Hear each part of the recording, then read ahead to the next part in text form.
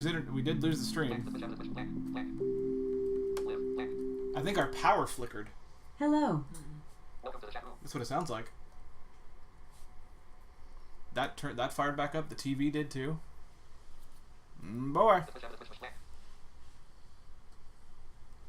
Hey guys, are we still here? We had a snafu. Yep, Weird things happen. I'm getting a welcome to the chat room again, so we might be live again. But I think we lost the stream momentarily. Welcome to the chat room. Welcome to the chat room. Anybody? Any confirmation that we're still here? Welcome to the chat room. You're broadcasting as far as I know. You're loading for me. Just there's nobody in here. Oh no. There's still There he goes. Woo! Okay. Okay, well, we lost internet for a second, guys. Oops. That happened. So I don't know where you, where we lost it exactly, so I'll just start the passage over again. Hit him! Following the building on your right, you go further down the green until you encounter a small door labeled Bibliovoltus Curatoris, library staff. Library. You try the door, but it's locked. Seeing a reasonable solution, you fire up your Lux Gladius and slice through the door hinges and lock. The heated metal, glowing orange, drips down and becomes unusable. Then, Tal gives the door a good solid kick, and it falls down with a bang. The staff room is dark, but full of twinkling little eyes. Descendants of the librarian's cats have apparently spent generations in this small office, living off some automation-powered water and food bowls. In the corner, you think you see about 20 long-haired cats in the darkness.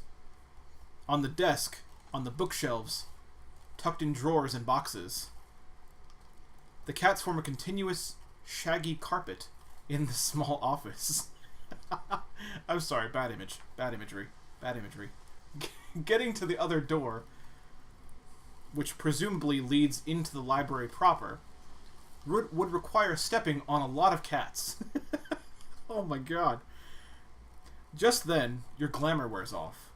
You feel an immediate wrenching pain in your belly, although it soon fades. One cat hisses at you, and the rest join in. For the record, I am not killing cats, Tal says. I didn't suggest it, you say, but your eyes alight on a few mangled cat corpses near the food bowls, suggesting the cats themselves are quite feral. Oh boy. So choice one, I cast a glamour. Maybe it works on cats too. So you want to restart the glamour? I cast a negation bolt above the cats' heads. Or, choice three... Just need cat whisperer training. Right. Choice three is one of us can use the Lux Gladius's light to distract the cats. I was about to say, they're going to chop up the cats? No, either way. Like they already said, they're not killing cats. Right. So nothing you do here kills them, but it is different approaches. And remember, the magic does have side effects, so again, different approaches here. Yeah. You already felt the rot when the first glamour wore off, so there are side effects. And these things are not easily dismissed. They are things that will affect the story. I am not kidding. Trust me on this. Trust me on this.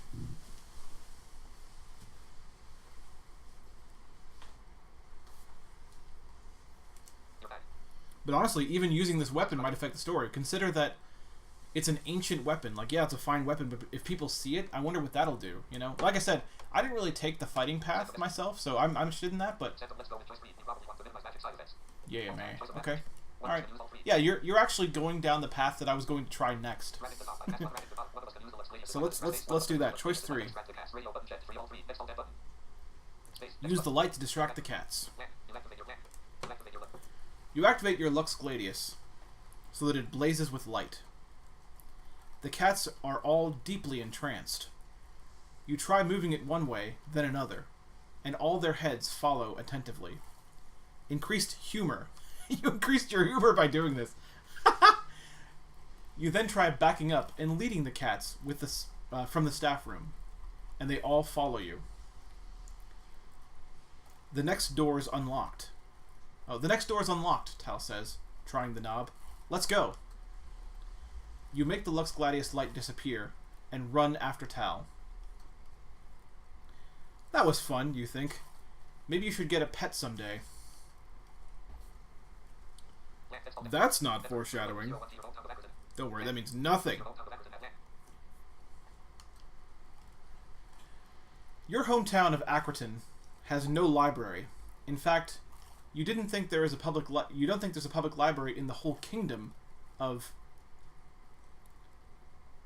Irenia. Yeah, Irenia. That is how you pronounce it. That's how voiceover pronounced it. I feel like that's right. Irenia.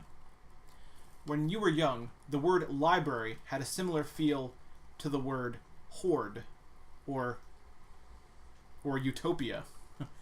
A cache of books free for the taking was too good to be true. Now you are in a library, and it is wonderful. The rows of books may well contain all the knowledge you have ever craved. The musty smell of the old books is intoxicating. And these are not just any books. Browsing the titles, it is clear these are tomes of magic. Delicious, forbidden knowledge, ripe for the learning. Ripe for the learning, yes. The books glow slightly purple. You suspect this is an enchantment of negation that zaps dust and fungus before it can accrue. Thanks, Mother, you whisper. Your mother insisted on teaching you the language of the ancients herself when you were young, as her mother taught her. Even though the family had never been nobility. You're not sure your mother would approve of the subject matter here, but you're grateful nonetheless. Looks like it's your lucky day, Tal murmurs, admiring the words under rows of books, or upon rows of books. Yours too, if you want, you say. Not if you're suggesting learning magic, Tal says. You're way braver than I am when it comes to messing with that stuff. Mind if I take some books that just look expensive and mostly on cursed... mostly on curses, I believe. Oh. And mostly not cursed, sorry. Mind if I take some books that just look expensive and mostly not cursed? That's the question that Tal asks you. Sure, you say, although you know whichever books she picks, it will pain you to find that she has sold them. Yeah, because you actually care about them. You hunt for primers in the schools of magic you don't have books for yet. Negation, glamour, divination, and automation. The hemispherical magic lights above you are dimmed by dust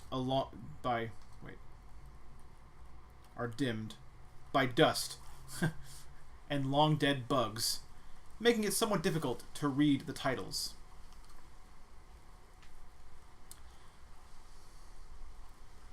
Hey, why is there a humor section in the middle of the other magic?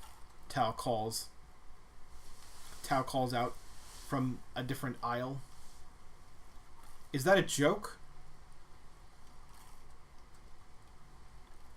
I remember hearing somewhere that the ancients consider it a kind of magic. You call back. Don't remember why. Aspirationally, you also pick up a book called... Here we go. Magali Magia. Magali Magia. We'll go with that. Great Magic. The contents are unintelligible besides the introduction, which promises a cutting-edge look at how to perform incredibly powerful magic. The rest of the book may be too esoteric for you now, but you hope to unlock its secrets with time. Alright, so that's something to remember, that we have that book of ancient magic that we can try to unlock its secrets as time goes on. Okay. You could spend hours in this library, you think. And why not? For all you know, there was only one Inquisitor pursuing you. But then again, for all you know, Inquisitors are, even now, dousing the Academy's wooden buildings with oil and striking a spark. There's no reason the Hierophant could not have sent another Inquisitor. Or two, or three. You'd best not linger over much. As you peruse the books, you notice that an author's name is often more prominent than the bland title of whatever they wrote. You wonder whether your name will survive 2,000 years, and what you should be known for if it did. What is your first name? Names that are longer than 3 letters are seen as a little pretentious in your hometown of Acreton, though the urban elites of Edra don't see it that way. So, I never experimented with this. I don't know if actually having a name longer than 3 letters affects your story greatly, but it does let you know that, so knowing this game, I feel like it does. I feel like it would if we actually had a name longer than 3 letters. But we do have choices if you just want to make one of the choices, or you can write whatever you want. So the choices are Bar, B-A-R. This is for your first name now.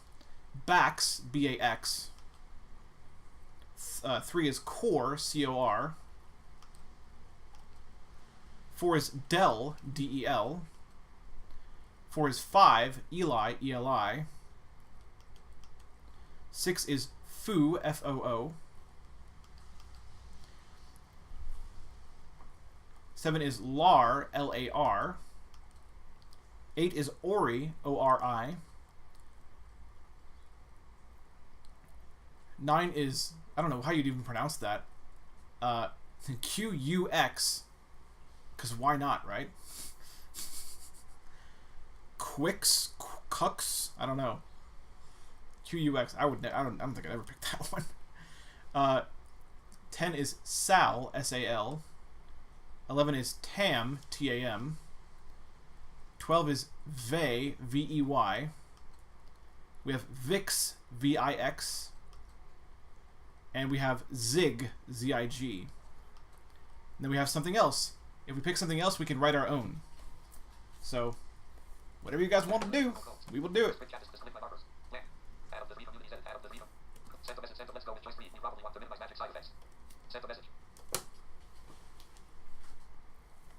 Boom shakalaka, shakalaka boom, shakalaka boom, shakalaka boom, shakalaka boom. What do you think? There's a lot of name choices I know, but if you're keeping track... What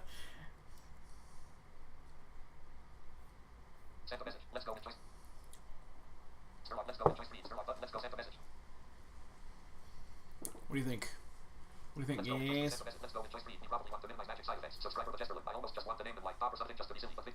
Bob. Yeah, I kind of like Vix. That one stood out to me too. Let's go with Vix then.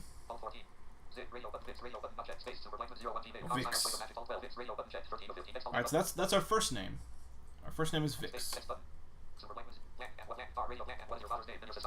Alright, next question. And what is your father's name? In your society, before you register for a profession, if you are the son of Lon, you are called Lonson. So your father's name is going to determine your last name. See what I'm saying? If your father's name is Bar, you're going to be Vix Barson, you know, and so on and so forth. So we actually have the exact same list. You could be Vix Vixen if you want it to be, but again, you can also do whatever you want too. You can write your own name here too. So again, Bar, Bax, Core, Dell, Eli. It'd be kind of Ellison, Fu, Larson, Ori. Vix Larson sounds cool, just my opinion. That QUX name, I don't even know how you even know. I mean, not my. If you guys pick it, then I'll do it. But I just Sal, Tamson, Vason, Vix again, and Zigson, or whatever you want. I almost just want the name and send a message. Subscribe. I almost just want the name and link graphics of button. Vix Larson has sort of a superhero and wizardly named it. Vix, yeah. See, that's what I said. That's my opinion. Vix Larson. I like it. I actually really like it. Let's go with Lar.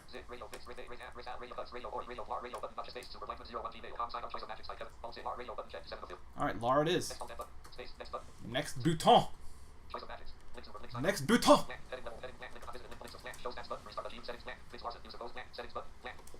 Alright. Vix Larson. You suppose it will never appear on the back of a book because you'll choose a profession. You'll choose a professional name before then. Wizard Vix. Magician Vix. The speculations of your mind. At the moment, it all sounds unusual and awkward. And you're not even sure Mayor Coase would allow it. Coase is, by the way, spelled C-O-S. So again, 3-letter name. Mayor Coase would allow it. You think they'll tell our tale in some musty book like this one, like this one day? You call to Tal, who is exploring a different isle. I don't know. What's the tale? Tal shouts back.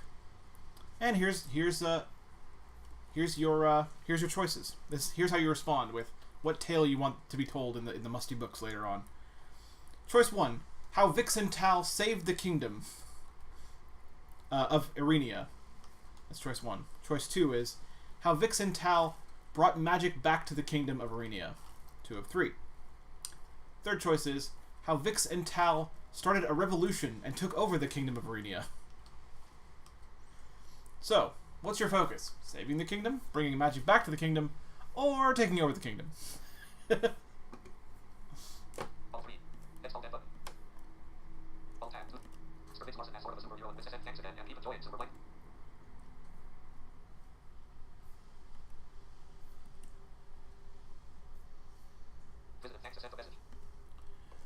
What do you think? What do you think?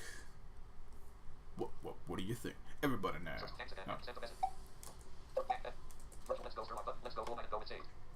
Saving the kingdom! Yes! Alright. Choice 1 it is. Nope. Save the kingdom. Yeah, we're going full knight. We're really going full battle mage. We got the sword. We got the beard. We got the empathy. We got the fighting skill.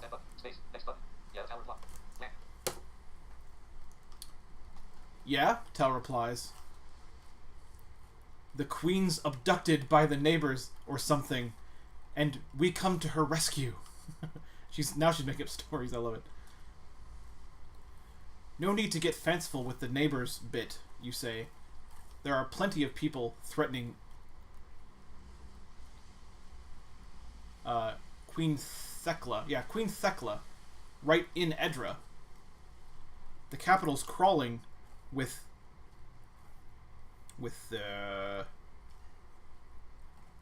villainous intrigue. The Braille display that I have does something interesting sometimes where it makes the first word grade 1, and I'm so used to reading grade 2. It's a Braille thing. Anyway, moving on. From what I've heard, Queen Thecla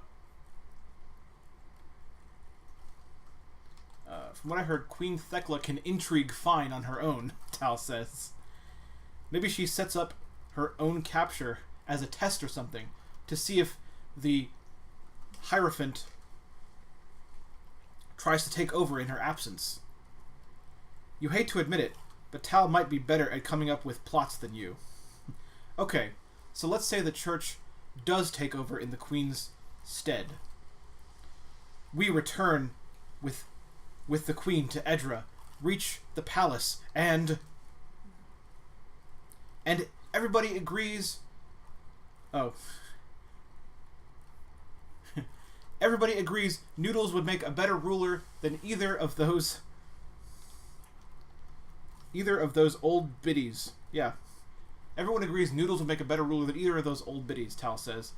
Her purple stuffed monkey, the aforementioned Noodles, peeks his head around the corner. Tal wiggles the monkey's arms. I'll make the best ruler! Vote for me! Noodles, that's not how a monarchy works. Well, it's how a monkeyarchy works. I don't think the Queen's that old, you say. Oh, Tal says, I thought she was old. I think she's just in her 30s or something. So, kind of old, Tal says. You think she's only half joking, even though both of you are in your mid-20s. 30 still seems far away. That's funny. Kids these days.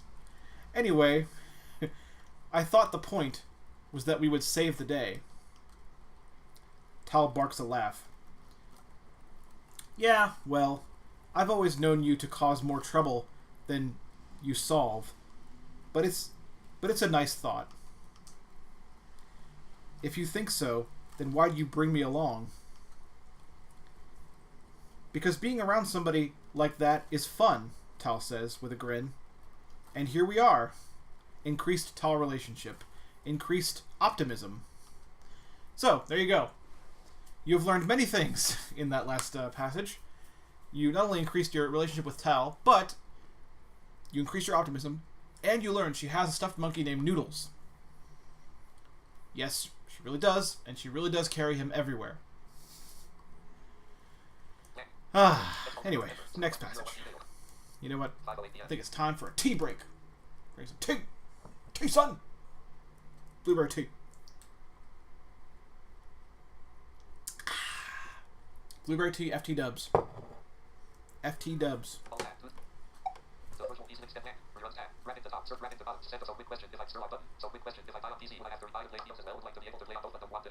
So what I'm hearing is that currently Sturlock you would have to buy on both if you buy on PC, unless you buy on Steam. You can transfer from Steam to PC, but I don't think you can transfer from Steam to iOS. I could be wrong. But what Rachel said earlier was that they're working on iOS transfers, so hopefully eventually my entire library of many, many Choice of Games purchases will be available on PC as well. But this is something that, at least for a couple of them, a couple of the really good ones that I want to do, which I won't, I'm not going to, this is not going to be like an everyday thing by any means, but it's something that I'm certainly willing to make an investment in for a couple of the really good ones over time. So, we'll see what happens. But hopefully, eventually we can just transfer all the iOS purchases over. That'd be great! Let's see. Alright. After a bit of hunting, you find introductory texts for negation, glamour, divination, and automation. That makes a total of 6 thick books, one for each school, plus the tome of advanced magic, called the Magali Magia, or something like that. You can barely carry them all. You suppose you'll have to come back with a mule or something. You hesitate to bring back the book on negation magic. Some superstitious folk in town believe that the Dark Sun is not merely a physical entity beneath the surface of the earth, but rather an evil force that threatens to corrupt everyone it comes in contact with. You know, the ancients didn't see it that way. The ancients even used the Dark Sun at the heart of the earth as a power source for their factories. You resolve to be circumspect about your own use of the magic. Basically, it's saying the ancient magic, some people think it's evil, the ancients didn't. Use it at your own peril and risk, or the peril of others. Leaves those clouds behind anyway. While Tal is busy searching for books that look expensive, you can't wait to try some of this new magic. Divination sounds promising. You recall the main drawback of divination is that it reveals some of your own information to whomever you scry upon. If you scry on a thing instead, someone associated with the thing you learn something about, perhaps the thing's guardian, or its creator, or someone interested in possessing it. What would you like to find out with divination? So basically, you're being forced to try divination, but the question is what you'd like to find out. And remember the drawback being that whatever you choose here, someone else associated with it will find out information about you. So the questions you can find out are: where is the most valuable object in these ruins? That's one of 3. Is there a potential ally here in these ruins? 2 of 3. Or what might we most like to avoid in these ruins? Sirens. Sirens, fire trucks. Sirens. Why are there fire trucks in these ruins? 4 of 4. Boy, those sound like modern fire trucks. There's not even fire trucks in this universe. What's going on? It's a break in reality caused by our magic earlier. Oh, that stopped close. Yep. I'm gonna go with ally. It's that's an interesting choice, my friend. Is there a potential ally here in these ruins? They're going with that. Move, you cat, you. Alright. You decide to cast a spell to look for potential allies, monsters or golems that might befriend you. Increased caution. So by doing that, you're increasing your caution. Alright. You place your left thumb and forefinger on your temples and hold up your right hand with fingers splayed. Willing your senses to expand, you intone Mysterion Mom, where'd that stop at? Nomai Mom. Amicus Gonzia. Yes, that's... No, not Nausea. Yeah, that's a GNOSIA. So yeah.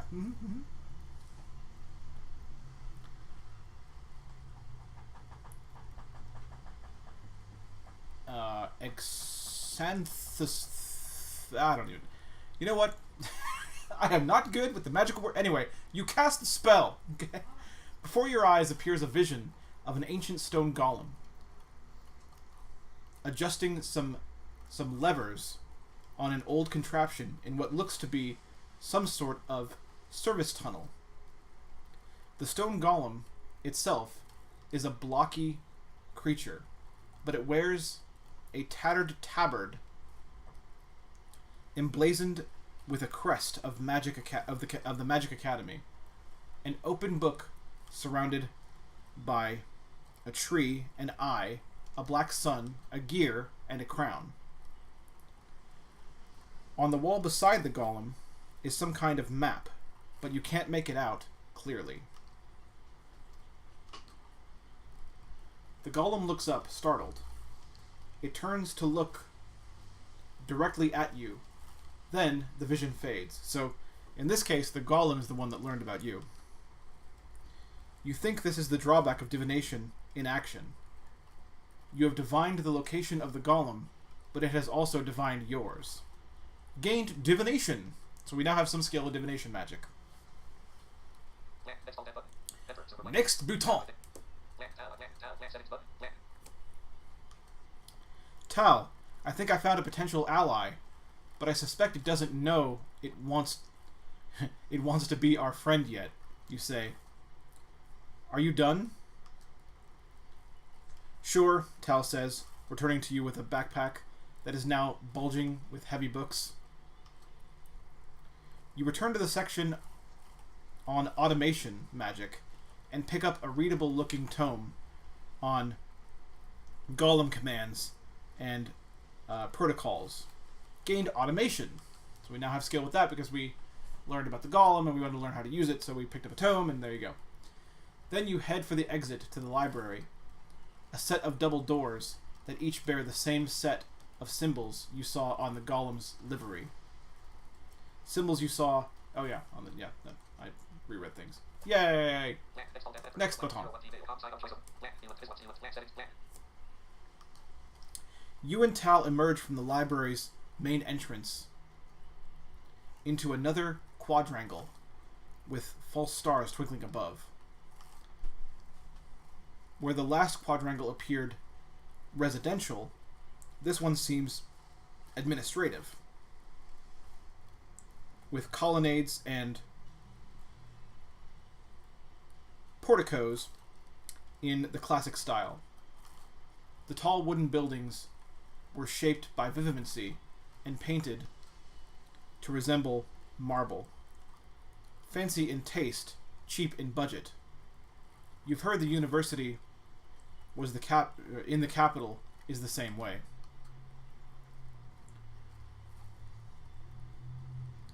So why don't you just cast all the divinations you want? Tal asks. It's just mentally exhausting, you say. Casting one leaves you unable to concentrate on the next. You need time to recover. And then, of course, there's the fact that it tends to give someone else information about you in turn. I suppose there are plenty of things... plenty of things I'd rather not know, Tal says. Oh, there you go. You blink at Tal. In fact, there's one secret that you've always kept from Tal that would make you afraid of ever casting a divination spell on her, lest she learn that secret from you. What is it? So this is kind of a background choice. You can choose something in your guys' background.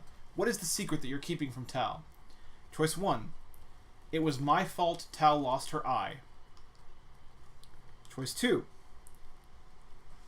It was my fault Tal lost her father. Or choice 3.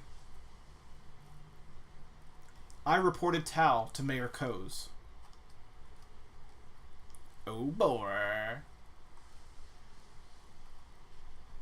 So one of those things is the big secret that we have from Tal.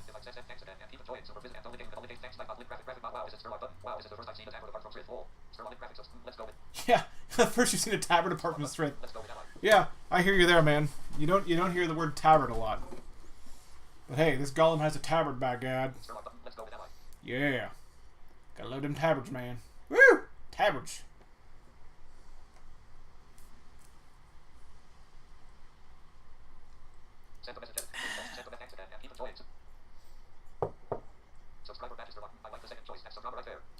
Her father, ooh. Alright, you're the reason Tal lost her father. Okay. This is the big secret. Now we get to learn the story behind that.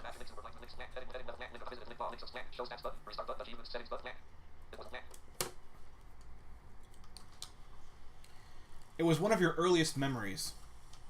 You were playing at Tal's house, and Tal's father was there on the couch. You don't remember him being there much. You think he was always out fighting monsters in the countryside. You must have been 4, maybe younger. It was just you and Tal and him. You and Tal playing with blocks, and him waiting for something. Maybe he was waiting... Wait. Why does... What? Yeah, and him waiting for something. Maybe he was waiting for something. He only seemed half interested in the two of you. And then, some whim struck him. He got your attention and made his ears really big. They grew to the size of dinner plates. You giggled. "Dad," Tal said, but you didn't understand why. Or you didn't understand then why she was worried. He just winked at you. Then he made his arm grow long to grab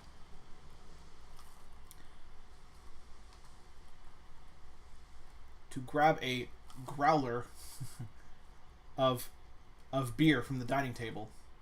Yeah. Okay. Beer. Growler it is. From the dining table. "Dad," Tal said again.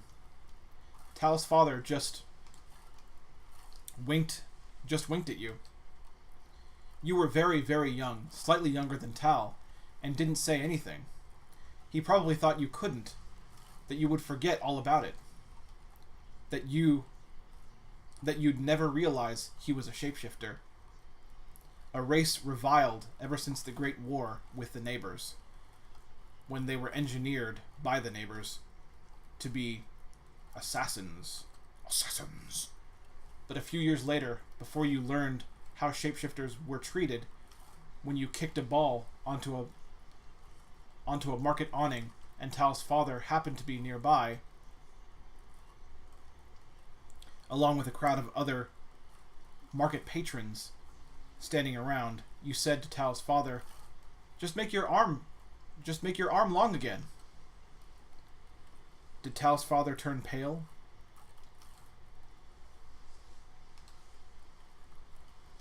You wouldn't have noticed, but he did say, "Did you have a strange dream, Vix?" That just provoked a 6-year-old. "No, I saw you, and you made your ears big. I saw you." Tal's father was found dead the next day, stabbed in the back, and left in an alley. And you never told Tal that you were the one who revealed her father was a shapeshifter. The memory of the silly old shapeshifter has often given you a solemn moment at times that might otherwise be cheerful. Increased solemnity. So you actually kind of lost the humor you gained from the thing with the cats. Because that was a solemn moment. But that's the way it goes. It goes back and forth sometimes, man. So yeah, that's the secret. You cheerfully announced to the world that Tal's father was a shapeshifter. You 6-year-old you. Oh, look at that. I got some bits from Rocket Gamer. Thank you, sir. Thank you, Rocket Gamer 6, for stopping in, and thanks for the bits, my friend. I don't know if you're gonna stick around. Well, actually, no. You have streaming to do, I suppose. But I was gonna say enjoy the content, but I guess you won't. I guess you won't. Sorry. So yeah, that's the secret. Alright. Here we go. You bring yourself back to the present, where Tal is ruminating on the downsides of magic. It's all like that fairy tale where the greedy guy wishes for money and ends up drowning in gold. Tal says, "You sure you want to become a wizard?" "With all my heart," you say, earnestly.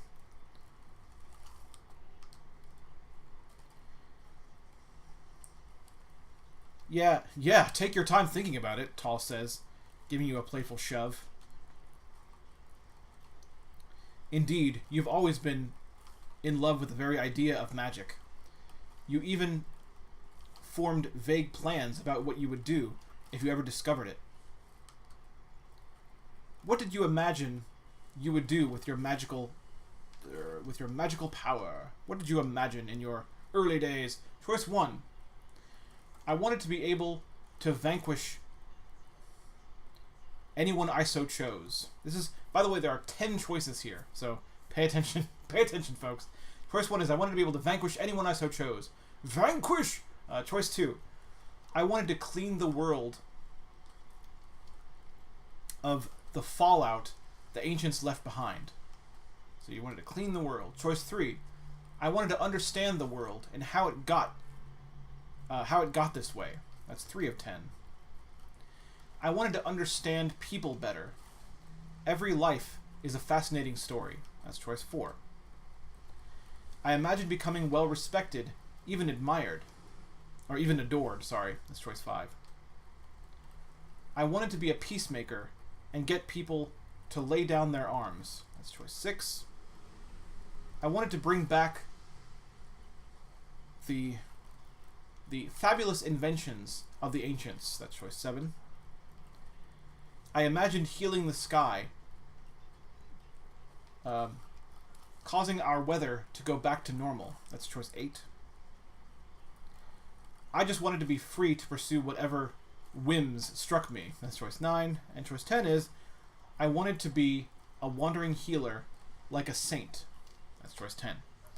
So, talking about the sky, they haven't talked much about it yet in the story, but remember, it was mentioned in the beginning that stars have been invisible for 2,000 years. You haven't been able to see stars for 2,000 years in this game world. I'm not trying to influence the choice. I'm just kind of providing context for that decision, if that is your decision.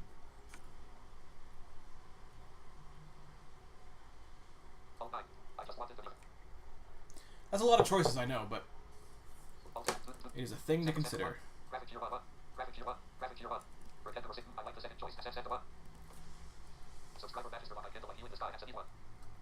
You want to heal the sky. Yes.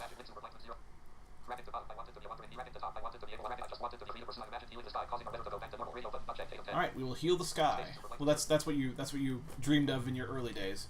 It doesn't necessarily mean that's how you feel now. It's just that's what you imagined doing in the early days.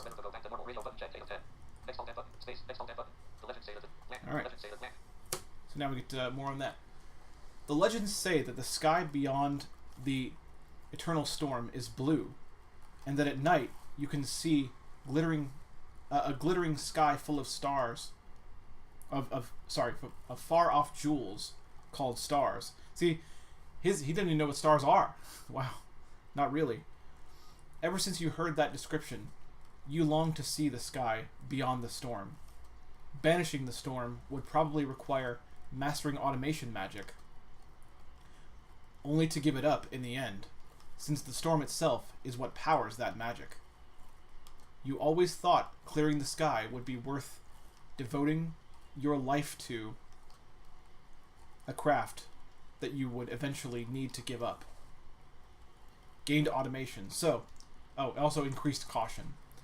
So it's basically telling you right now, if that is your goal, if you wish to pursue that goal of healing the sky, if you wish to pursue the goal you had when you were a kid of healing the sky, you have to master automation in order to do it, but you have to be willing to give it up as well.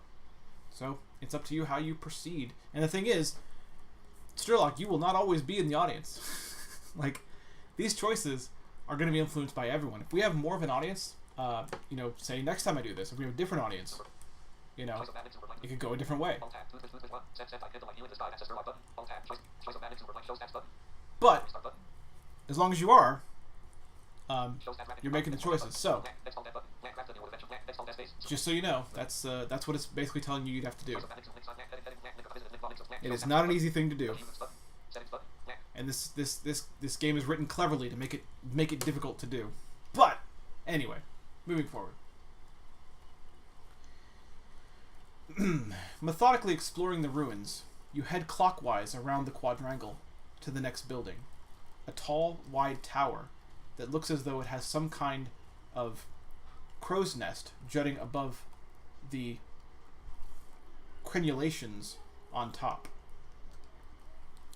You pass through a column a columned portico and open a pair of heavy bronze double doors. When you open the doors, you find the golem you scried upon earlier, standing in the middle of a great dining hall with long dusty tables. The stone golem the stone golem, 8 feet tall and wearing the livery of the academy, appears to have just emerged from the door on the opposite side. On seeing you, it booms in the dialect of the ancients. Visitoria non-legitimus. Close enough. That's the language of the ancients, apparently. Close enough. Oh. Or visitori. It's 2 eyes. Never mind. Wow. Visitori Wow, non-legitimus. move yourself. Thank you. Woo! Jeez That Louise. ancient language, though. What? Now you're bitching. What? Egress or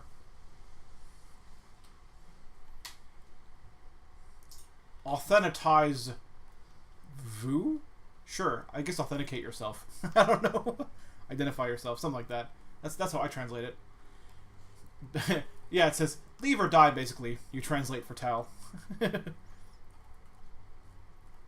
I was getting that, Tal says. Alright. If you incapacitate the golem, you can probably find a way to reprogram it to serve you. You scan the room for anything worthwhile to use against the golem. The old crystal chandeliers are fairly large, and the golem is standing almost directly under one of them. There's also a lot of a lot of mass in all the wooden tables and chairs that might be shaped into something else via vivimancy. Although you're uncertain whether you have the power to do so. The place settings are bare, no silverware to hurl. Okay, and it cuts from that directly to your choices. So no silverware to hurl, here's your choices.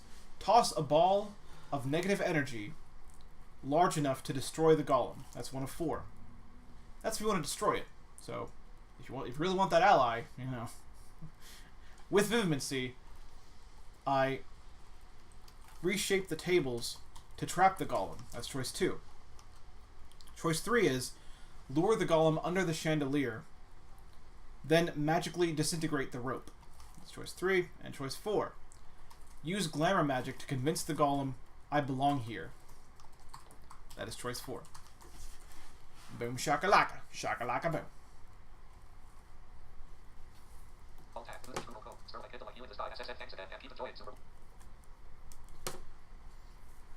While we wait for choice 4, is it possible to make more tea happen? No. It's not? No. Oh, okay. It's almost time for dinner. It's 5:34. Oh no! I like blueberry tea. It's good. Give me your teacup.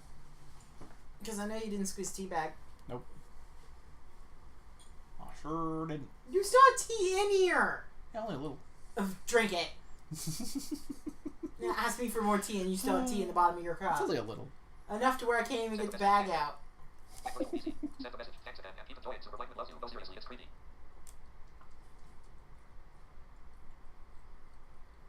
Send the message. Oh. Thanks again and keep.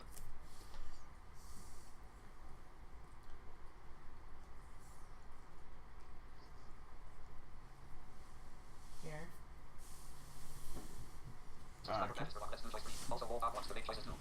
Bob wants to make choices too. Yeah, well, Apparently. No, Bob's yelling at me. I mean, I guess we could let him make some choices, you know, here and there, you know. Choice of magic 2. All 4. Go ahead, boxes. Next on dead button. All 4. Use glamour magic to convince the golem I belong here. Radio button not checked. 4. Lure the golem under a chandelier. Then magically disintegrate the rope. Alright, lure him under the chandelier and magically disintegrate the rope. All 2. Lure the golem under a chandelier. Space. Super Blankman. That is what we will do. Sign up choice of magic like Kevin Gold of More Games Bob subscribe. All 2. Lure the golem under a chandelier. Then magically disintegrate the rope. Radio button checked. Next on dead button. Enter. Next button. Come Here we go. Come and get black. Come and get me, you tell the golem, edging under the chandelier. Sadly, even the golem can see through your obvious ploy.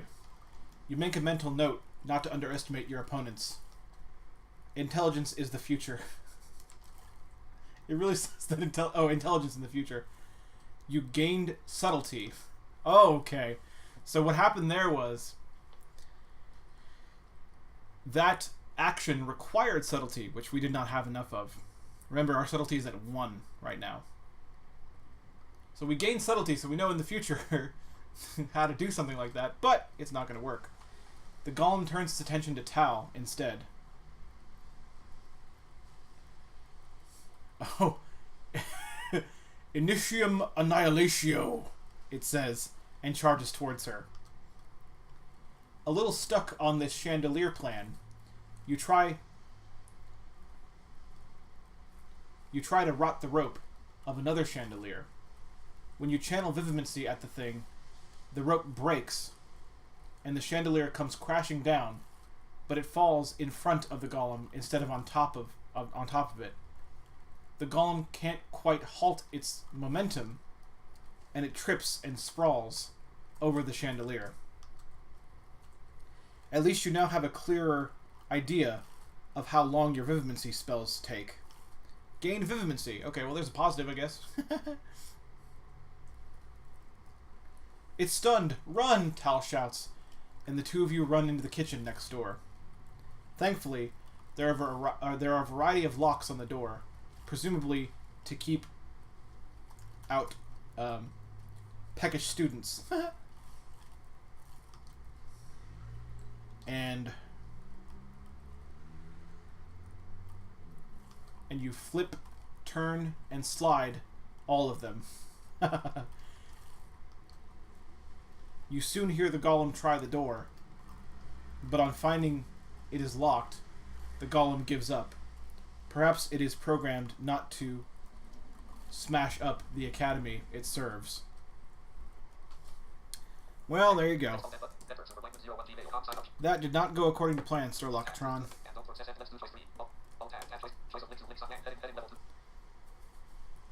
Remember, you're free to voice any thoughts, opinions, angry outbursts in the chat if you like.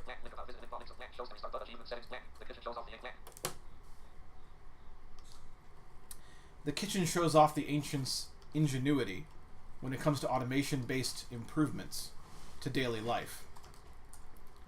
The room is chilled by a large automatic cryovault, its metal door open and exposing spiky white ice within. You wonder how much power this ancient machine has drawn from the heavens in the 2,000 years it has been down here. On the kitchen counter, along the other two walls, are an assortment of handheld automatic devices equipped with drills, whisks, and blades of uncertain purpose. One amuses you. A small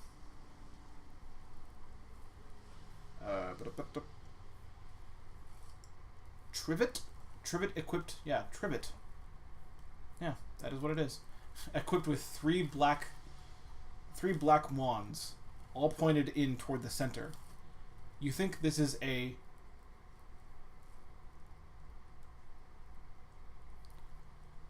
pico negator, a device that could heat food quickly by hurling tiny balls of negative energy into the food. There you go. That's pleasant, isn't it? Tiny balls of negative energy heat your food. Yeah, let's do that. Create some death clouds around the house or something. Near the end, the ancients apparently became lackadaisical to the point of casual self-destruction. The inert flying serving trays, equipped with metal claws and feathered wings, only reinforce this impression. You notice some interesting items on top of the cryovault. There is a full alchemy set up there, with test tubes and distillers and magical burners. Behind the alchemy set are stacked wooden barrels. An alchemy set would be an excellent addition to your basement laboratory. Making potions is not easy as following, or is as easy as following a recipe, as long as you have the right ingredients. But how would you get it down? Now seems to be as good a time as any to try out automation magic used to animate and create. So here we go. Choice 1. Animate Noodles, the stuffed monkey Tal carries around for luck. Choice 2. Power one of the flying trays and instruct it to fetch the alchemy set. That's choice 2. Choice 3. I won't risk trying a new magic around so many things I don't understand. That's choice 3. What will we do? What will we do? How much do you want that alchemy set? What will we do? Yeah, it's a magic microwave. Yeah. Magic microwave of death! It's kind of accurate, even. Subscriber matches for the monkey magic. Sturlock says monkey magic. Alright, Noodles, it's your time to shine, my friend.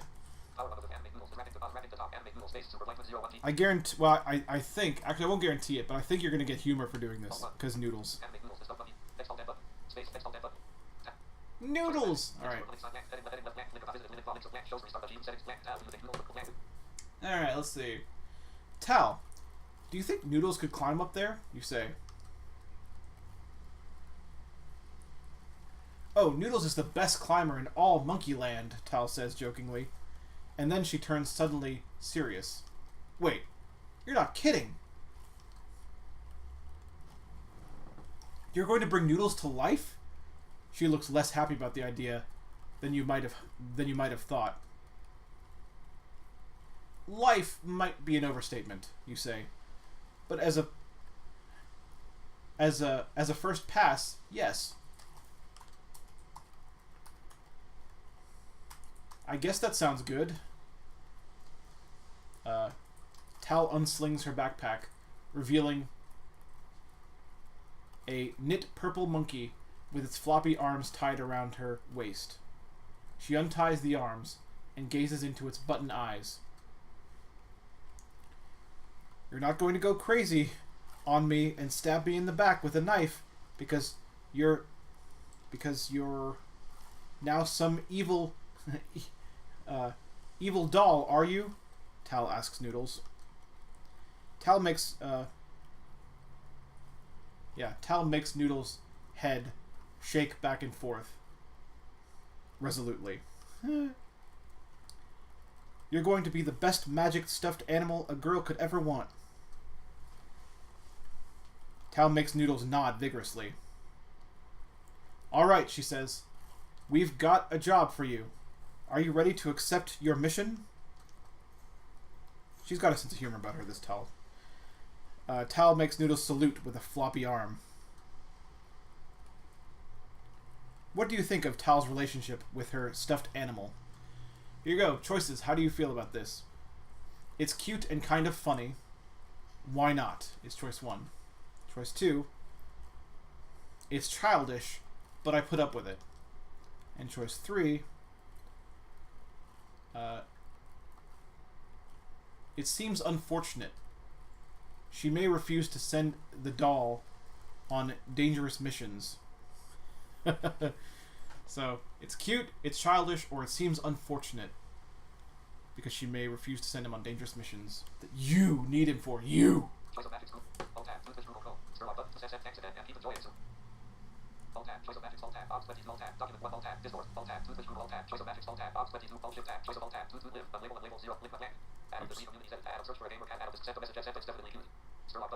It's definitely cute. Yeah, I agree. She's got a sense of humor about her. Like she went from not liking the idea at all to now that she's like passed it through her humorous idea of Noodles, she's okay with it now. Alright, choice 1. It's cute and kind of funny. Why not?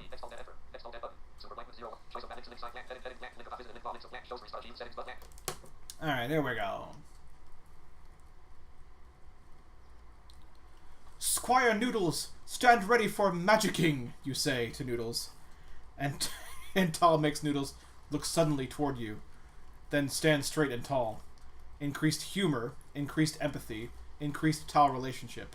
Boom! See that? You see that?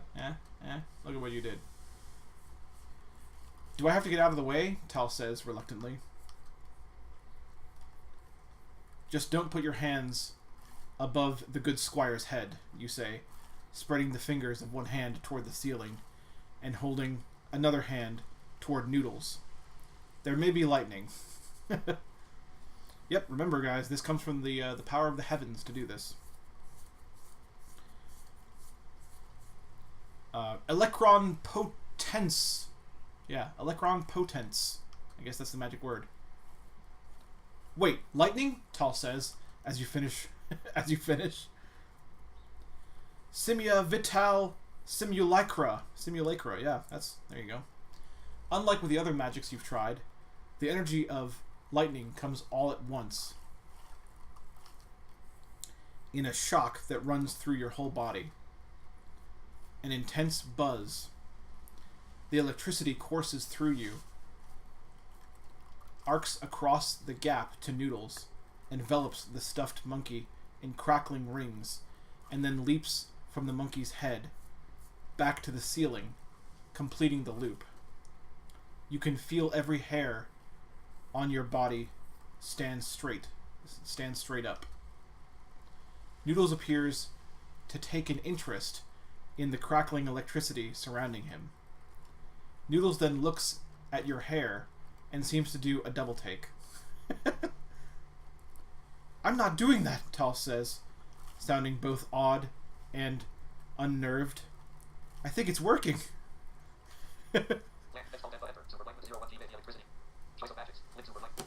Alright. Animated Noodles. The electricity fades, and you briefly hope you didn't do too much damage to the sky. Gained automation.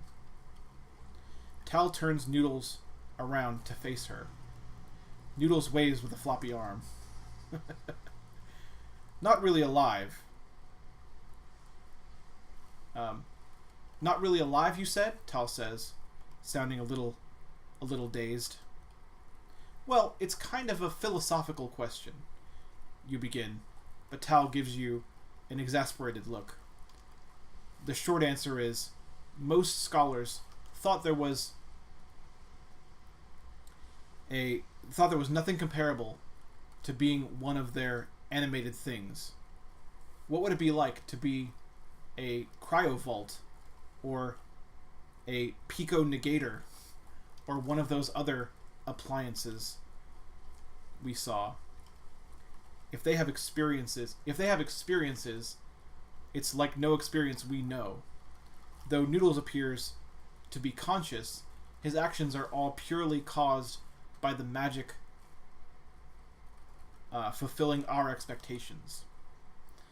So essentially, what that boils down to, what I translate that as, is Noodles is being quirky because that's what Tal expects, and that's what, you by extension expect too, because that's how Tal always was with him. So, interesting, I think. Noodles turns to you and crosses his arms petulantly. Hey, not my fault you're a figment of our not my fault you're a figment of our imagination, you tell him. Okay, Tal says reluctantly. Okay, so this is still just make-believe, only it's auto make-believe. Exactly, you say. Tal shakes her head. The ancients, man. Seriously, this is what it says. The ancients, man. She gives Noodles a hug, and the stuffed animal returns the hug in kind. Aww. But I guess it's kind of nice to have a stuffed animal that hugs you back. Thanks. increase Tal relationship. Anyway, Noodles, are you ready for your big mission? You ask. Noodles gets distracted from the hug, turns his head to you, and nods vigorously. Go get that alchemy set up on the fridge for me, would you? You say to Noodles. Noodles salutes you, climbs out of Tal's hands, and scampers over to the kitchen's cryo vault. He then climbs up the cryo vault shelves, though his fingerless hands don't seem to grasp anything. How is he doing that? Tal says, watching the climbing. Magic of expectation, you say. Try not to doubt him too much. Yeah, that's a good point. So magic of expectation. He's climbing successfully because they expect him to climb. If they start doubting him, he will fall. It's interesting. I like that. Noodles pauses and looks over at Tal expectantly. Yeah, I believe in you, Nudes. Definitely, Tal says. Noodles nods to himself, satisfied, and continues the climb. Look how many passages this one choice is leading to. Like, we chose to do this, and this has been like, you know, a scene, like paragraphs and paragraphs of text that is a result of this choice. Noodles reaches the top and triumphantly holds up the alchemy set, knocking over one of the barrels behind him with his tail in the process. The barrel falls over and bursts open, spilling green liquid all over the other barrels. The green liquid eats away at another barrel to reveal a purple liquid. The two liquids glow on contact with each other, failing to mix like oil and water. The glowing combination begins to eat through barrels more aggressively, revealing more green and purple liquid. Noodles looking flustered. Noodles looks flustered and bounds down to the floor with the alchemy set. The alchemy set itself is intact, even if the situation behind the stuffed monkey is starting to rapidly deteriorate. I guess you kind of think Noodles is clumsy, you say, belatedly. I'm sorry, Tal says. I kept wondering whether he was going to knock something over because I kind of expected him to knock something over, and, well... Noodles offers you the alchemy set while pointing to Tal. Yeah, blame her. I suspect we need to get out of here, you say. Quickly, stowing the alchemy set in your pack. Noodles flails as he tries to help, and you nudge him out of the way. Those chemicals eat through wood, and that's what this whole place is made out of. You consider how best to evacuate the academy. It's probably too soon after your last divination to cast another one. I think I saw a map of the academy. Oh, be quiet, you. On the wall, in my vision of the golem, you say to Tal. Let's head toward the steam tunnel. The steam tunnels. You see a trapdoor in the corner, and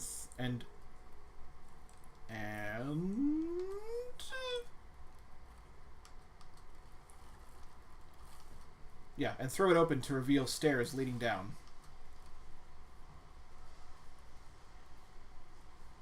Perfect, you say. This probably leads to the service tunnels. Let's go. Tal gamely follows you into the service tunnels, Noodles scampering close behind. There you go. We got Noodles following us now. Why And didn't they just pick him up? right. You think Tal would. He's her monkey. We got the alchemy set. I mean, the whole academy's, burning to the ground. I mean, being eaten away by chemicals now, but you know, we got what we wanted. That's all that matters. I want to go to the chat real quick. Rutro, says Sturlock. Rutro indeed, Sturlock. Rutro indeed.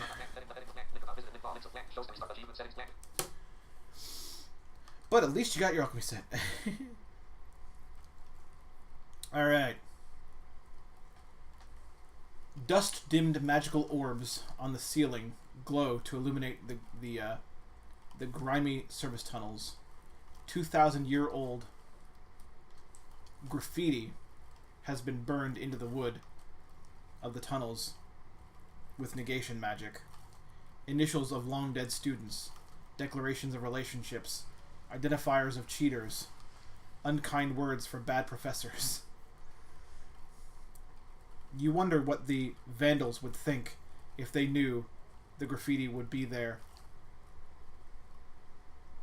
only lasting legacy. They'd probably be pretty excited to have a legacy at all.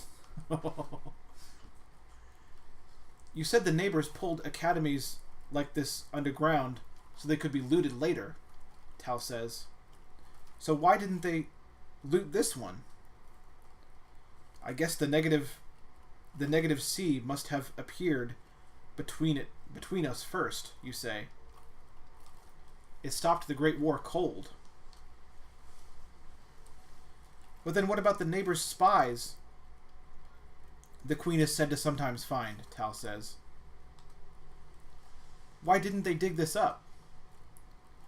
I guess if there are spies, there can't be that many of them, you say. But they can't... But you can't trust all those... You can't trust all those stories. Neighbors kidnapped babies for no reason. Negator shapeshifters taking the place of the royal family. I think they're just that, stories. Because the neighbors really could cross the negative sea. Oh, if the neighbors could really cross the negative sea, we'd already be conquered. They probably never had to give up magic in the first place. You quickly find the station where the golem in your vision was manning controls. You have little idea what any of the levers, dials, and buttons in this alcove mean, but there is a helpful map on the wall.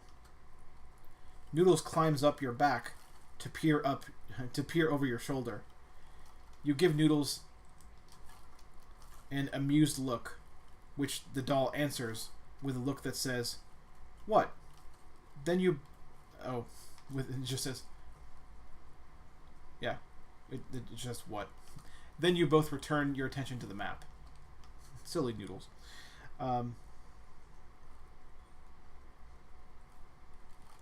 According to the map, there are 3 large rooms in this part of the... or in this tower that stretch nearly to the top. The laboratory, the auditorium, and the arena. The laboratory is marked with a tree, a dark sun, and a gear symbol. Or symbols identical to the ones on the golem's tail. Or on the on the golem's tabard. So 3 of the 5 symbols in the golem's tabard. You assume these indicate vivimency, negation, and automation. The auditorium is marked with a simple drawing with a spotlight, and the arena is marked with a plain sphere. A ball, perhaps. The daily life of the ancients never interested you as much as their magic, and you have little idea what awaits you in these rooms, besides research, an ancient stage, and some kind of undoubtedly odd sport. You look to Tal. What do you think? Tal shakes her head. It's your call. You know much more about the ancients than I do. Noodles shrugs as well.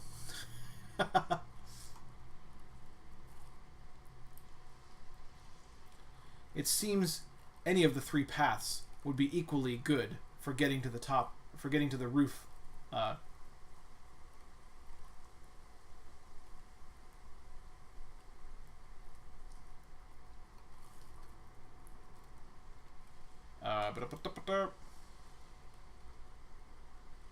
For getting to the roof area, I guess? Not counting their unknown dangers. I don't know. It's a word I'm not familiar with. Anyway, choice 1 is you're choosing the path now. Let's head to the laboratory. That's choice 1. Choice 2, let's head to the auditorium. And choice 3, let's head to the arena. So each path will get you. It's basically saying each path will get you to the top of the tower, the roof. But which path will you take? It could lead to different things. It could be dangers in there. Who knows? I know, but I'm not telling you. Choice of magic.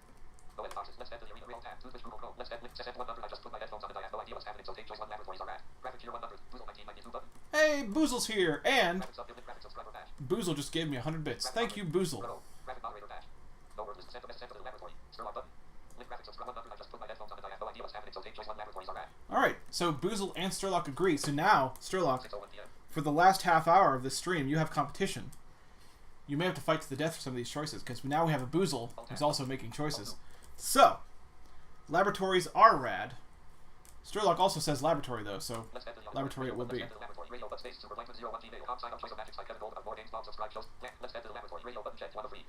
I feel like now that we have a new person doing this here, it's a good time to check the stats. We will still go to the laboratory, but I think let's go to the stats real quick and go over this one more time before we make any other choices. Okay, so our name is now Vix Larson, which Sturlock decided earlier. Appearance is a rugged, adventurous man with an enormous beard, wearing leather armor. We're still wearing that leather armor. Magic. Magique. We still have 0 in negation.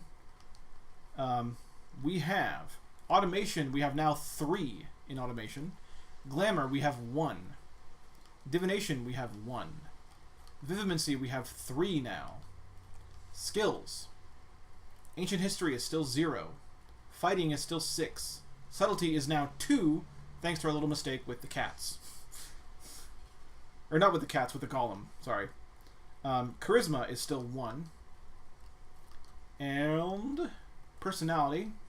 See how we're doing in that department. Humor is 49%, so we lost the humor we gained. Solemnity is now 51%. Empathy is 62%. Caution is now 38%. Relationships.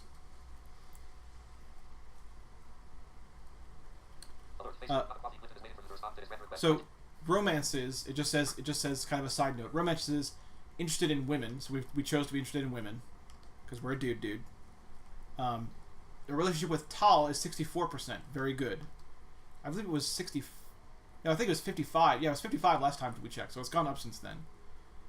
Our relationship with the church is still 50-50. It's fine. We haven't really done anything against them or for them, so. And then there's undiscovered relationships 4. Kingdom, admiration. Yeah, all this is going to be the same, I think, because we haven't done too much. Gold is still 100. You have a sword. You have an alchemy set now. Blue Lux Gladius. Golem Manual. And you have no students and no pets. And the dead. No one's dead. Thank God. Plot points. All the same. You discovered a Book of Vivimancy. And an Inquisitor chased you. I'm doing this. I'm actually going over the plot points for Boozle's sake. This is what we've done so far. You found an ancient dueling ground. Yes, we did. You glamoured yourself and ordered the Inquisitor to leave and never report you. You explored the Academy Library. Divination revealed a potential ally was in the form of a golem. So you took a manual on the operation of golems from the library. To fetch an alchemy set, you animated Noodles, Tal's stuffed monkey.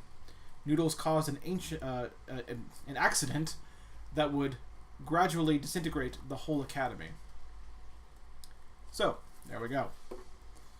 That is what we've done so far. So we're trying to get out of the academy for Boozle's sake. We're trying to get out of the academy, and we're going to the laboratory to do so. But I wanted to go over the stats before we made any choices in the laboratory, because who knows? There might be something in here. What do I know? I don't know what I'm talking about. Don't listen to me. Alright. Let's go through the laboratory, you say. There are bound to be some toys left over we could use. Tal nods. Makes sense. You chart a path to the laboratory and set off through the service tunnels. Noodles, meanwhile, has taken up a watch post to Tal's shoulder, raising a stumpy knit arm to his brow as he peers this way and that. So he's back on Tal's shoulder, where he belongs anyway. Distantly, you hear a crackling, squelching sound, intermittently interrupted with a crack. You think this is the sound of the chemicals eating away at the wood of the academy, occasionally causing cave-ins. You quicken your steps. If you could get to the roof, you should be able to dig your way to safety. Somehow. You realize belatedly that you might have tried flying up to the roof by growing wings with vivimancy before the cave-ins blocked your retreat. Are you stubbornly insisting on exploring as much as you can before you have to leave? Probably. Next bouton. When you reach the end of the corridor, where the door to the laboratory should be, you find that the academy has turned it into a dead end. With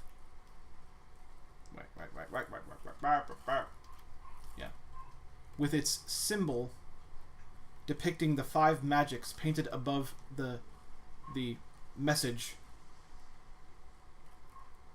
Caveat Scholasticus. The barrier grown from the tree could be parted with vivimancy, but it seems something dangerous was walled off here. So, you have 2 choices. Let's part the barrier, you have 3 choices. Let's part the barrier. Something's not right here. Let's try the auditorium instead. Or, something's not right here. Let's try the arena instead. So, how set are you on checking out the laboratory? If you want, you can use vivimancy to part the barrier and check it out anyway. Just remember, vivimancy can have unintended consequences. So, uncertain and unintended consequences.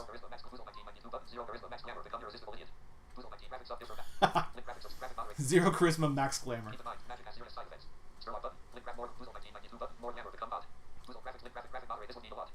So, Boozled does not know. Let's go over this real quick.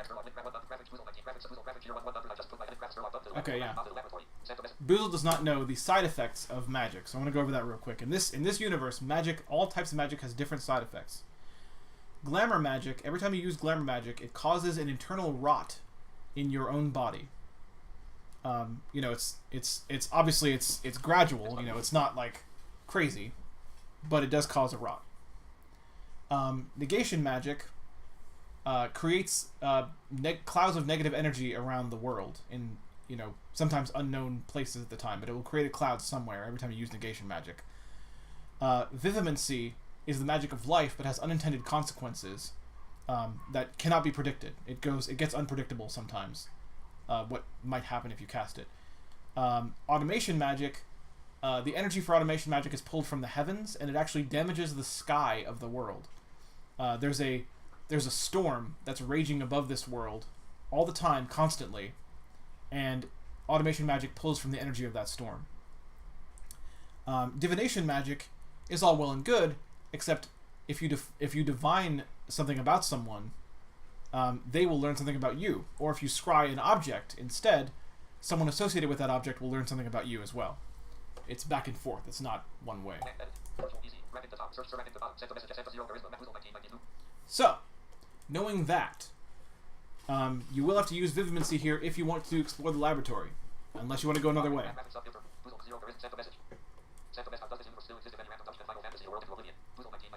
Because not everyone can. Magic has been vastly, hugely outlawed.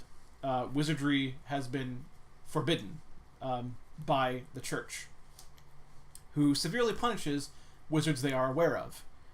You, however, still want to be a wizard in this game. So, it's interesting. Graphics Boozle 19. How does this universe send a message?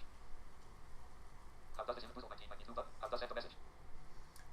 So what shall we do? Do we stick to the laboratory? Moderator badge, subscriber badge, sub filter potential. Boozle 19 also wear a special role. Let the lame muggles deal with the aftermath of our actions. Fluency. So we're special, yeah. Let the lame muggles deal with the aftermath. Oh, trust me, it's not always the lame muggles. Wake up a monster. Let's wake up a monster. Wake up, hey. Let's wake up a monster. Okay. Alt tab, choice of magic Google. The laboratory it is. Something's not right here. Let's try. Let's part the barrier. Radio button check. Space. Super. Let's part the barrier. Next on that button. Space. Next on that button. Super blank 01. Blank. You cast. Make you cast a vivimency spell. And light forming with tiny living ghost streams between your hands to the barrier. All right. Here we go. You cast a vivimency spell, and light swarming with tiny, living motes streams between your hands and the barrier.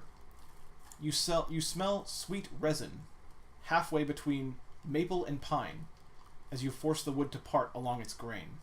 Gained a vivimency, so casting it gives you more skill in it. The act of parting the wood leaves you physically exhausted. Lost temporary fighting. Oh wow, believe it or not, I've actually never seen that before. Probably because my fighting stats never been good before. Yeah, so temporarily your fighting stat is down because you're physically exhausted after using vivimency. Okay, good to know.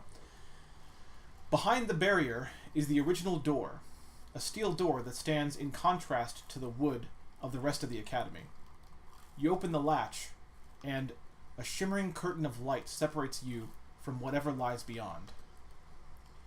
You break off a piece of wood from the retracted barrier and stick the long splinter into the curtain of light. You pull back the stick. No damage.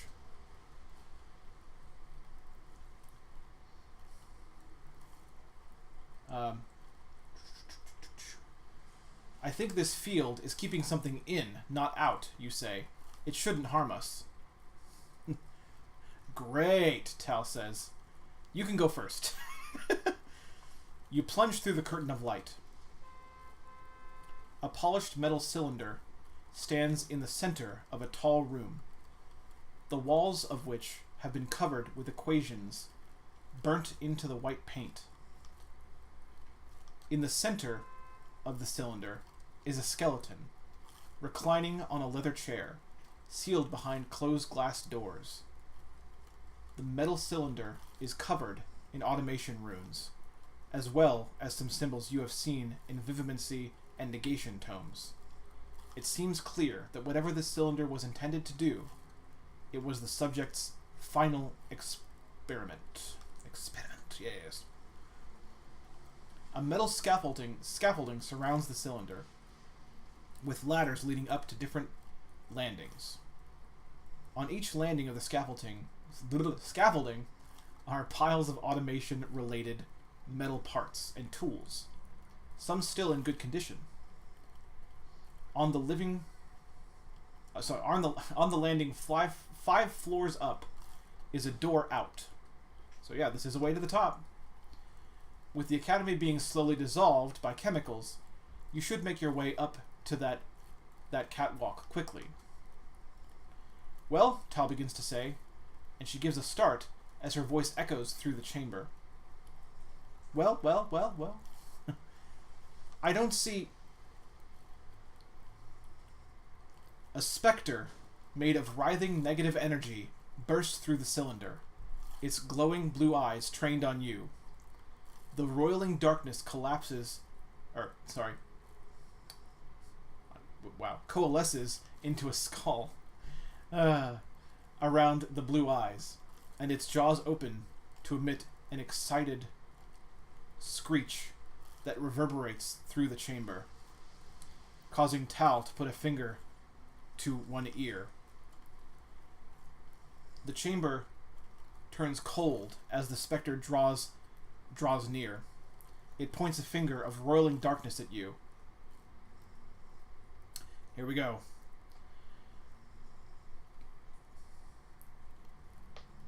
Liberize Maw, it says. Liberize Maw!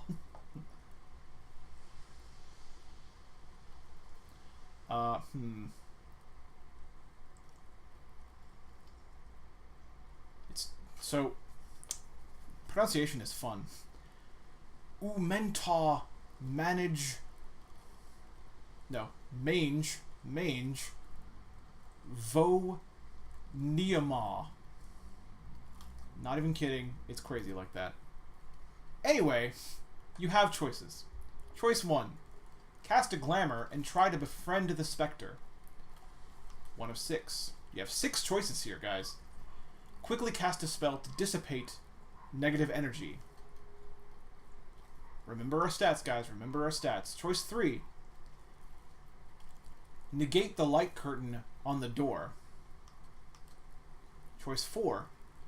Destroy the physical skeleton with negation magic. Choice 5. You scared the crap out of me, Bob. That is no on my leg. Oh. Choice 5. I sprout wings and carry Tal to the exit. That's choice 5. Choice 6 is cast a divination to find out more about the specter.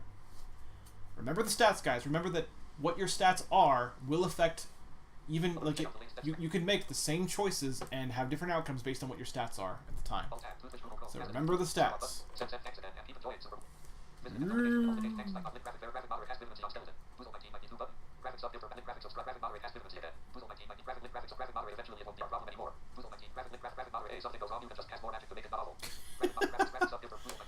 Boozle, I swear.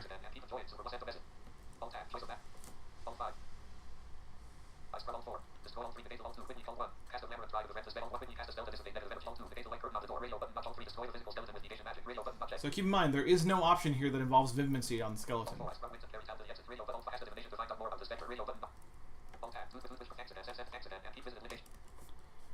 Your choices are essentially vivimancy to sprout the wings.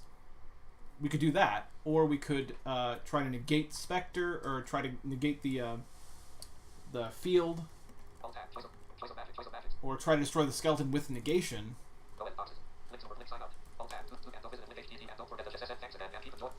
Yeah. Got choices, folks.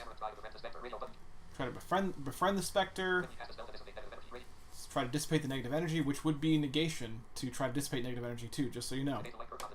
Negate the light curtain on the door, which is again negation. Destroy the physical skeleton with negation magic, again negation. Sprout wings, carry Tal to the exit would be vivimancy. Or divination to find out more about the Spectre. So, those are essentially our choices. He wants a friend skeleton. You don't get a friend skeleton, okay? Skeleton is... Well, honestly, the skeleton is where the Spectre came from. So, that's just about how friendly you're going to get, honestly, at this point. We could try to befriend the Spectre. I want to bring that choice back up. If you want a friend, we could try that. Our divination was not the highest, I don't think. Let's check again. Oops. I was checking the wrong screen. I was checking Twitch for my stats. Divination is 1. Our glamour is 1. Automation is 3. Negation is 0. Vivimancy is 4. Vivimancy is currently our highest skill. So we could... You think we should just grow the wings then? With knowing that?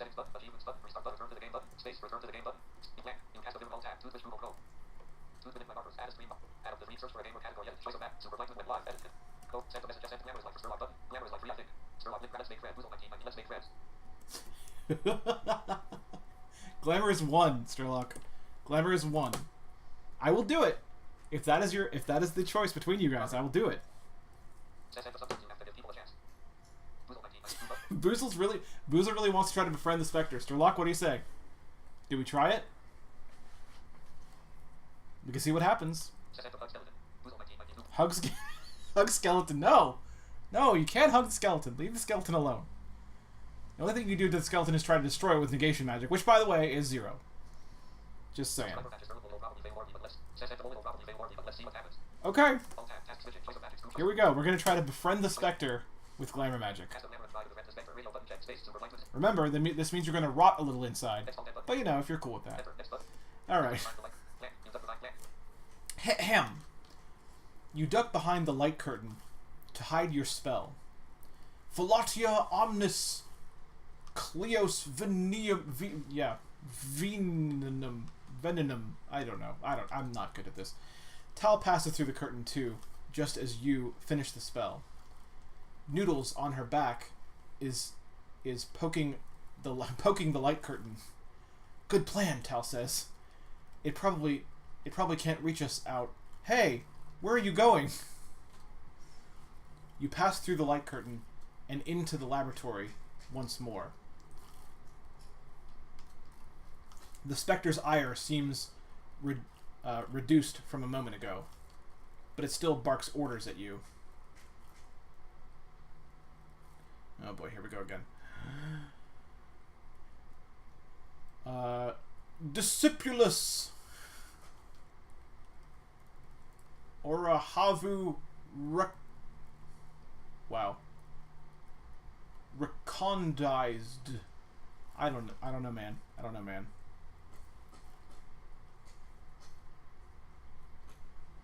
Purge laborari. I guess it's basically saying die, get out or die. I feel like it's saying the same thing that Gollum said earlier.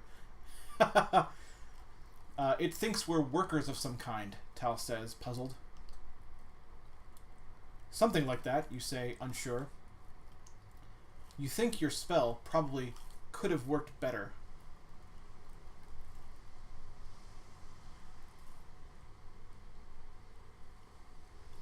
Coming, master, you say. You and Tal ascend the catwalk, pretending to go take up to go take up positions near the top of the cylinder. Along the way, you scrounge some interesting-looking parts, which the Spectre not only doesn't mind, but actually seems to expect.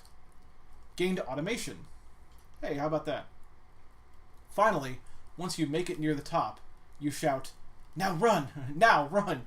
You and Tal bound up the remaining stairs to the catwalk and the door at the end. Oh boy. Aurva Ali Ovu, the Spectre demands, flying after you. But you and Tal make it safely through the door and the light curtain beyond.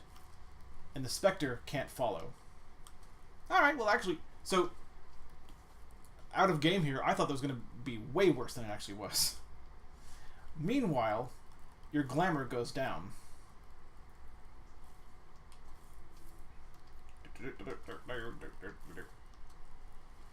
A corridor of maintenance closets, which you don't have time to sack, given the creeping chemicals.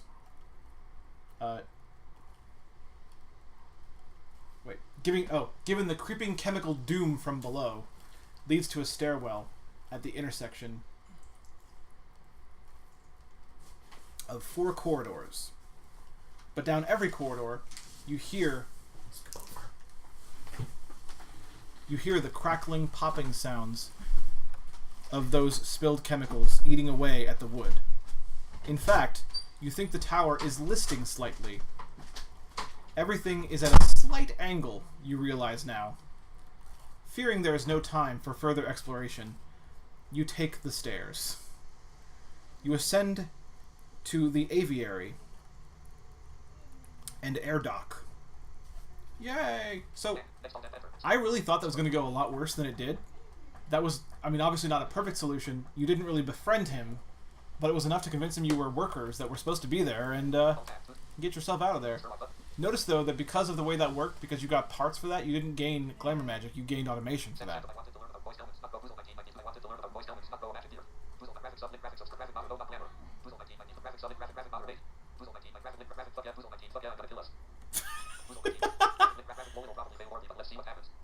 Yeah, no, that's Boozle.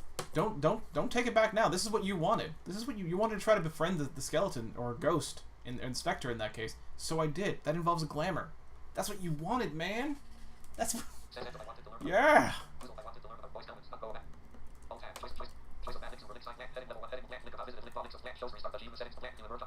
Alright. How we doing here? How we doing here? Alright, we've got 5 minutes left. Okay. So we're probably going to do, let's see. We'll do a couple more passages here, and then that'll be that for this stream. You emerge onto the... Yeah, actually, you know what? We'll get out of this academy, and then that'll be that. You emerge onto the roof of the large tower you have been exploring, where you see a giant green dragon curled around an ancient airship about 100 feet away. The airship has no propellers or anything of the sort. Just a single tall mast for a crow's nest. But you can tell from its heavy metal hull, hemispherical on the bottom and aerodynamic on top, that this was never a ship meant to sail through water. The sleeping dragon curled about the mast is massive and ancient, the size of a nice 2-story house, and its green scales look brittle and riddled with fungus and rot. Its breath smells slightly foul. You catch a whiff of rotten eggs that must be sulfur. The 5 other airships of the air dock have all been smashed over the course of centuries, but the large central airship looks intact. You could attack this dragon while it is sleeping, though an attack would certainly wake it up. You could also try sneaking around it to explore. You give Tal an inquiring look about the dragon, and she gives you a dubious look in return that says, "Are you crazy?"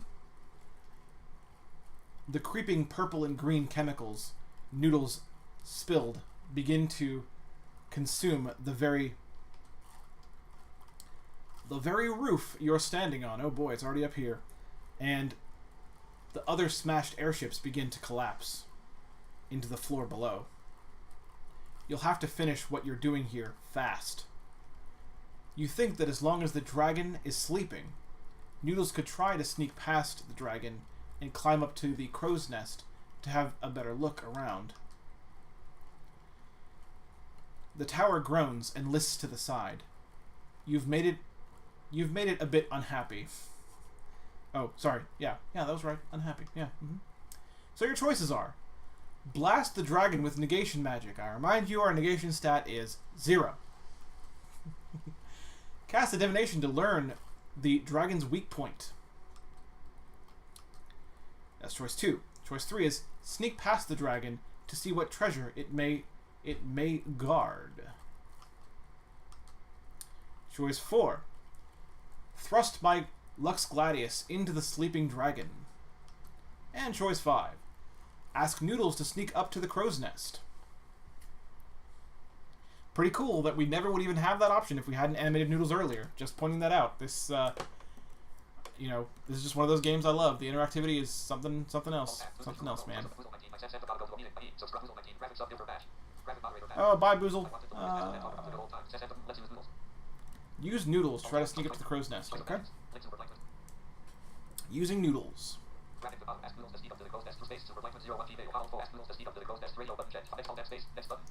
Using that Noodles, alright. Here we go. You send Noodles to sneak past the dragon and get to the crow's nest. Noodles slinks skillfully past the dragon, then gracefully climbs the pole to the crow's nest, despite the fact that his paws are stumps that have no fingers. Are you believing really hard that he's not clumsy this time? You ask Tal.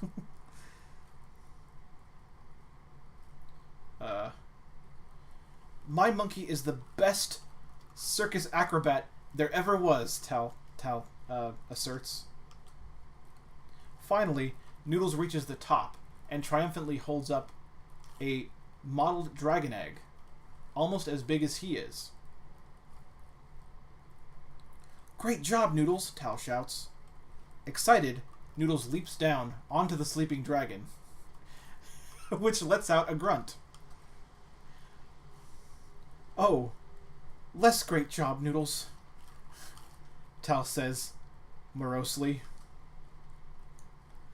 As Noodles hops down from the dragon and eagerly runs to you, proffering the egg.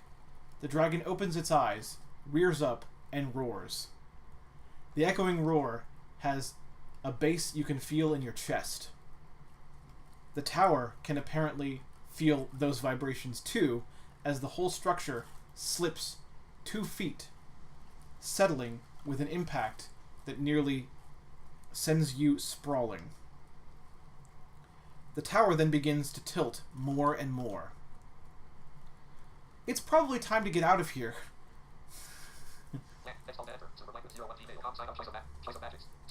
Oh, it's 6:31. Oh, let's see. Let's see.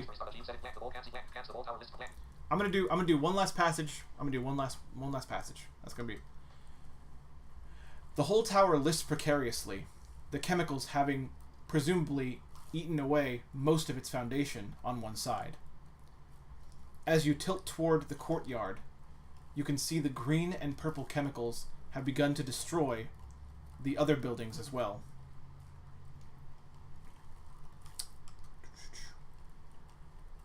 I can't believe they had that stuff in their kitchen, Tal says. All that knowledge soon to be destroyed forever, you say wistfully. The dragon, annoyed that its home is being destroyed, stalks toward you. How will you get through the rock ceiling of the cavern above you? So last choice, Sturlock. Last choice for the night. Blast the rock ceiling with negation magic. I remind you our negation is currently 0. Choice 2.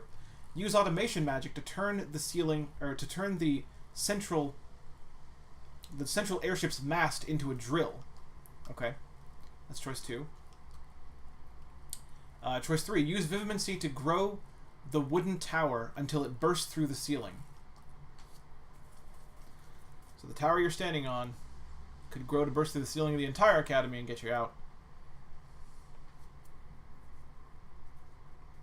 You could use the airship's mast as a drill, or you could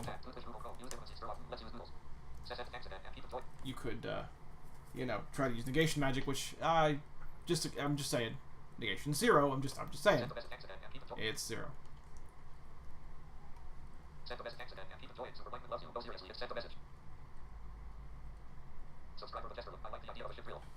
Ship drill, okay. Ship drill it is. Our automation in magic is like 4 now, so there's no reason this shouldn't work. Alright. Remember earlier how we told you that first... Oh, okay. This is the part where this is the end of the first chapter. Alright, so here's what we're going to do. We're going to end the stream here. I know from experimentation earlier that the game is saved, so you're not going to get to see what happens with the ship drill right now. We're going to end the stream right now. But this is one that I care enough to make the investment and get right away. So the next time on the Choice of Games stream, we are going to continue this story. I am actually going to invest and purchase this one because I really liked this event. I'm glad that we had people making choices. I'm glad we had arguments between Boozle and Sturlock at the end there. And I think this will work. So I will do this every now and then. I'm not going to make it a daily thing, but I'll do it every now and then. For now, though, I think it's going to be it, because I got to go make this purchase. But we'll be back to this. Sorry, Sturlock, you don't get to see your ship drill right away, but tune in next time for ship drill awesomeness. Or just, buy the game yourself. But you should totally tune in next time anyway. Alright. I will check y'all later. Thanks for tuning in. Thanks for all the support. Thanks for everything. One last thing before I go. A couple streamers that I'm working with try to help everyone out. We all help each other out. Rocket Gamer 6 is one. GC_Chick01 is the other one. Rocket Gamer 6 does a lot of things. He's another visually impaired gamer like myself. Does Mortal Kombat and many other games as well. Basically whatever game strikes his fancy at the time. GC_Chick01 currently working on World of Warcraft, South Park: The Stick of Truth, which I believe she's streaming tomorrow, and Doom. So definitely tune into her stuff as well. But for now, I'm going to end the chat by going ahead and raiding Rocket Gamer 6, who is currently streaming, I believe. So I want to get him some viewers, if at all possible. So if you could participate in the raid, he would certainly appreciate it. So here you go.